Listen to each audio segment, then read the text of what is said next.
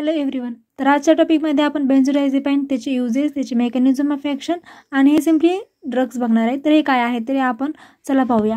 तर सिम्पली बेन्झोडायझेपाईन आहे, तर त्याची मेकॅनिझम ऑफ ॲक्शन काय आहे.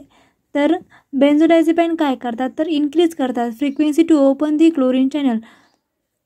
Increase the frequency of chlorine channel.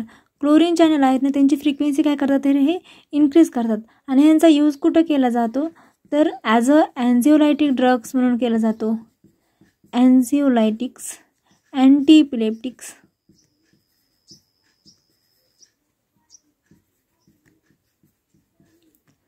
Anti कन्व्हल्जंट म्हणून पण केला जातो, अँड हिप्नोटिक्स. तर हा आहे बेन्झोडायझेपाईनचा यूज. तर हे जे ड्रग आहेत ना, हे शॉर्ट ॲक्टिंग बेन्झोडायझेपाईन आहेत. Short acting benzodiazepine. तर हे सिम्पली कसं लक्षात ठेवायचं तर ह्याच्यासाठी एक सिम्पली ट्रिक आहे. तर ट्रिक काय आहे, स्टॉल. कुठे लिहू, इथे लिहिते मी STOLE. तर स्टॉलचे कसं लक्षात ठेवायचं तर एसचे शॉर्ट ॲक्टिंग, ट्रीचे ट्रायाझोलाम, टेमाझेपाम, ओसे ऑक्साझेपाम, एलचे लोराझेपाम अँड ईचे इस्टाझोलाम.